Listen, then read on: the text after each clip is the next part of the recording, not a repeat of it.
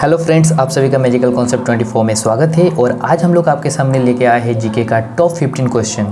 तो आज के इस वीडियो में आपको जीके के वैसे क्वेश्चन देखने को मिलेंगे जो एनटीपीसी एग्जाम्स, एसएससी एग्जाम्स के लिए मोस्ट इंपॉर्टेंट होने वाला है। तो चलिए हम लोग वीडियो को जल्दी से स्टार्ट करते हैं। तो देखिए, हमारा जो पहला क्वेश्चन है वो है कौन सी पर्वत श्रेणी भारत में स्थित है। तो देखिए, 4 ऑप्शन आपके सामने आ चुका है। पहला ऑप्शन है अराकान योमा, दूसरा ऑप्शन है सुलेमान, तीसरा ऑप्शन है साल्ट रेंज और चौथा ऑप्शन जो है वो है पीर पंजाल। तो इस प्रश्न का जो सही जवाब होने वाला है वो है पीर पंजाल। पीर पंजाल पर्वत श्रेणी जो है वो भारत में स्थित है। और अराकान योमा आपको याद रखना है, ये म्यांमार में स्थित है। और सुलेमान और साल्ट रेंज जो है वो पाकिस्तान में स्थित है। तो चलिए अब हम लोग बढ़ते हैं अपने अगले क्वेश्चन की ओर। तो देखिए, हमारा जो अगला क्वेश्चन है वो है किस पर्वतीय स्थल को सतपुड़ा की रानी कहते हैं। तो आपके सामने ऑप्शन आ चुके हैं। पहला ऑप्शन है पंचमढ़ी, दूसरा ऑप्शन है नीलगिरी, तीसरा ऑप्शन है महेंद्रगिरी और चौथा ऑप्शन है कोरडामम।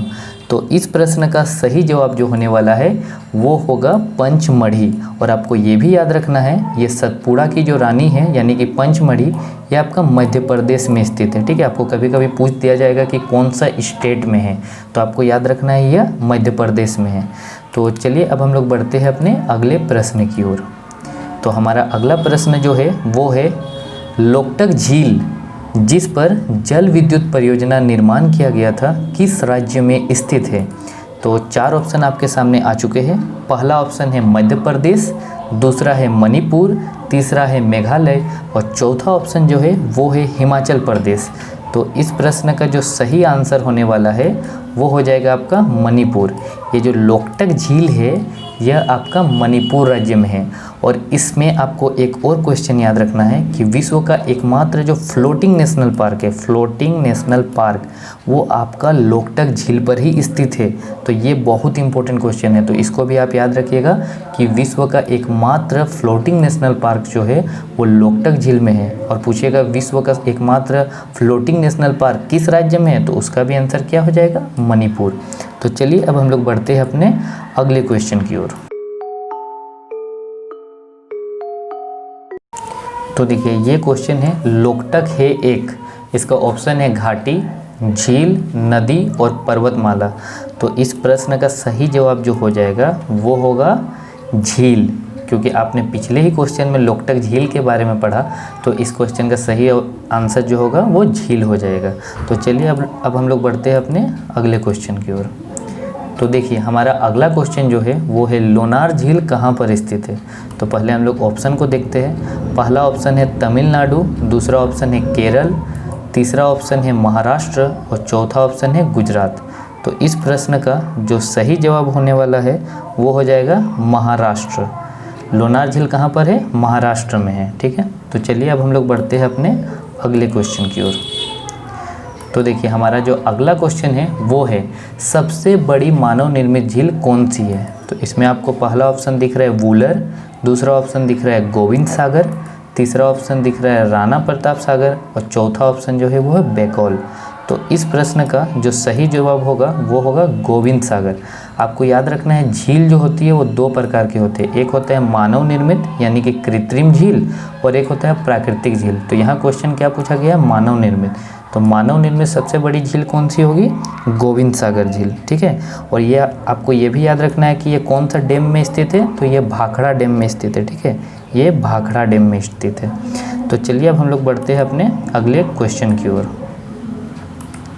तो हमारा जो अगला क्वेश्चन है वो है नागा, खासी और गारो पहाड़ियाँ कहाँ स्थित है। तो पहला ऑप्शन है पूर्वांचल पर्वतमाला, दूसरा ऑप्शन है काराकोरम पर्वतमाला, तीसरा ऑप्शन है जस्कर पर्वतमाला और चौथा ऑप्शन है हिमालय पर्वतमाला। तो इस प्रश्न का जो सही आंसर होने वाला है वो होगा पूर्वांचल पर्वतमाला। आपको याद रखना है, ये नागा, खासी और गारो जो है ये एक प्रकार की जनजाति का भी नाम है। और ये जनजातियाँ जो है ये पूर्वांचल के राज्यों में पाए जाते हैं। ठीक है, और आपको यहाँ पर इन्हीं के जनजातियों के नाम के आधार पर यहाँ पहाड़ियों का भी नाम है, और वह है नागा, खासी और गारो। तो सीधा सीधी आपको इसका आंसर बस याद रखना है कि ये पूर्वांचल पर्वतमाला में स्थित है। तो चलिए अब हम लोग बढ़ते हैं अपने अगले क्वेश्चन की ओर। तो देखिए हमारा जो अगला क्वेश्चन है वो है बलतोड़ा हिमनद स्थित है। ये थोड़ा इम्पोर्टेंट क्वेश्चन हो जाता है सभी एग्जाम के लिए, खासतौर से एनटीपीसी में ये क्वेश्चन बार बार आता रहा है कि बलतोड़ा हिमनद कहाँ स्थित है। तो देखिए पहला ऑप्शन है काराकोरम पर्वतमाला में, दूसरा ऑप्शन है पमीर पठार में, तीसरा ऑप्शन है शिवालिक में और चौथा ऑप्शन है अल्पास में।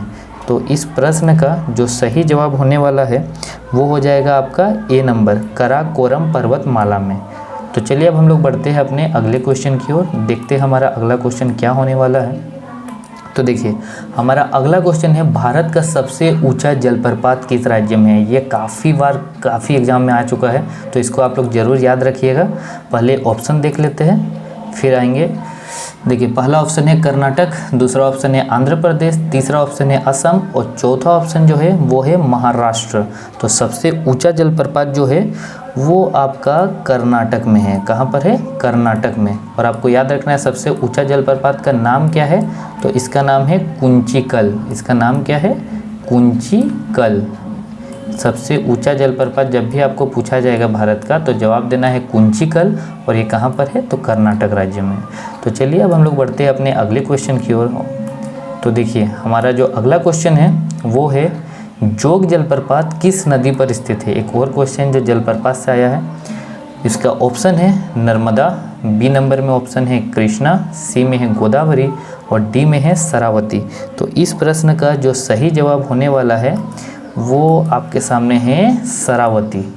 जोग जलप्रपात जो है वो शरावती नदी में है, ठीक है। और ये किस राज्य में है पूछा जाएगा तो ये भी आपका कर्नाटक में है। यानी कि कुंचिकल जलप्रपात पूछेगा सबसे बड़ा जलप्रपात, वो भी कर्नाटक में है। और जोग जलप्रपात पूछेगा तो वो भी आपका कहाँ पर है? कर्नाटक में है, शरावती नदी पे, ठीक है। तो चलिए अब हम लोग बढ़ते हैं अपने अगले क्वेश्चन की ओर। तो देखिए हमारा अगला क्वेश्चन है ऊंचे क्षेत्रों में लेटेराइट मृदा की रचना होती है। अब मृदा से कुछ क्वेश्चन है हम लोगों ने जो लिया है, जो एनटीपीसी एग्जाम के प्रीवियस ईयर क्वेश्चन ही आपको यहाँ पे जनरली मिलने वाले हैं। तो देखिए इसको ऑप्शन को देखते हैं पहले। पहला ऑप्शन है क्षारीय, दूसरा ऑप्शन है लवणीय, तीसरा ऑप्शन है अम्लीय और चौथा ऑप्शन है संतुलित। तो इस प्रश्न का सही जवाब जो होने वाला है वो होगा ऑप्शन नंबर सी, अम्लीय। ऊंचे क्षेत्रों का जो लेटेराइट मृदा होती है इसकी प्रकृति कैसी होती है? अम्लीय प्रकृति की होती है, ठीक है। तो चलिए अब हम लोग बढ़ते हैं अपने अगले क्वेश्चन की ओर। तो देखिए हमारा अगला क्वेश्चन जो है वो है लेटेराइट मिट्टी कहाँ पाई जाती है। तो देखिए ये क्वेश्चन पिछले क्वेश्चन के ही जैसा है, बट यहाँ का ऑप्शंस जो है वो कुछ अलग दिए गए हैं। तो देखिए हम लोग का जो पहला ऑप्शन है वो है भारी वर्षा वाले प्रदेश में, दूसरा ऑप्शन है मरुस्थल में, तीसरा ऑप्शन है उष्णकटिबंधीय प्रदेश में और चौथा ऑप्शन है आर्द्र और शुष्क जलवायु वाले उष्णकटिबंधीय क्षेत्र में। तो इस प्रश्न का जो सही आंसर होने वाला है वो हो जाएगा ऑप्शन नंबर डी, यानी कि आर्द्र तथा शुष्क जलवायु वाले उष्णकटिबंधीय क्षेत्र में लेटेराइट मिट्टी पाई जाती है। आपको स्टेट का नाम पूछा जाएगा तो आप केरल मार सकते हैं आंसर में या महाराष्ट्र मार सकते हैं, पर क्षेत्र पूछा जाएगा तो आपको याद रखना है क्षेत्र में आपको आर्द्र और शुष्क जलवायु वाले उष्णकटिबंधीय क्षेत्र वाला ऑप्शन को सही करना है, ठीक है। तो चलिए अब हम लोग जल्दी से बढ़ते हैं अपने अगले क्वेश्चन की ओर। और हमारा जो अगला क्वेश्चन है वो है लोनी और क्षारीय मृदा का भारत में एक और नाम है। तो पहला ऑप्शन उसमें है रेगर, दूसरा है बांगर होगा यहाँ पे, सॉरी हम लोग बंगर लिख दिया गया है गलती से, यहाँ पर बांगर कर लीजिएगा आप लोग।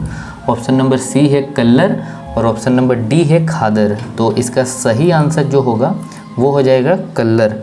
तो आप ये याद रखिएगा कि लोनी और क्षारीय मृदा को इंडिया में एक और नाम से जाना जाता है, वो क्या है? कल्लर।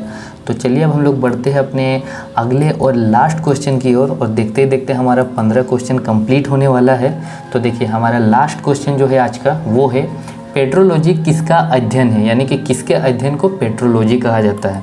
तो देखिए पहला ऑप्शन है भूमि, दूसरा ऑप्शन है खनिज, तीसरा ऑप्शन है चट्टान और ऑप्शन नंबर डी जो है वो है मृदा। तो इसका आंसर जो होने वाला है वो हो जाएगा आपका सी नंबर, चट्टान। आप जानते होंगे एक रूट वर्ड है पेट्रो जिसका मतलब होता है रोक, तो उसी से आपको याद रखना है कि कि पेट्रोलॉजी किसके अध्ययन को बोलते हैं, चट्टानों के अध्ययन को पेट्रोलॉजी बोला जाता है। तो देखिए इस तरह से हम लोग का 15 क्वेश्चन कंप्लीट हो चुका है। इस बार हम लोग आपके लिए कुछ अलग करने का कोशिश किए। तो आप लोग को यदि वीडियो पसंद आया हो तो लाइक ज़रूर कीजिए, वीडियो को ज़्यादा से ज़्यादा शेयर करें और चैनल को सब्सक्राइब भी कीजिएगा। जल्दी आपके लिए और अच्छे वीडियोज़ आने वाले हैं और हम लोग कोशिश करेंगे कि अपने वीडियोज़ को थोड़ा एनिमेटेड रखें ताकि आपको वो पढ़ने में भी इंटरेस्टिंग हो। ओके, तो चलिए हम लोग वीडियो को यहीं ख़त्म करते हैं। आप लोग वीडियो को ज़्यादा से ज़्यादा शेयर करें, चैनल को सब्सक्राइब भी कीजिएगा। Okay, bye.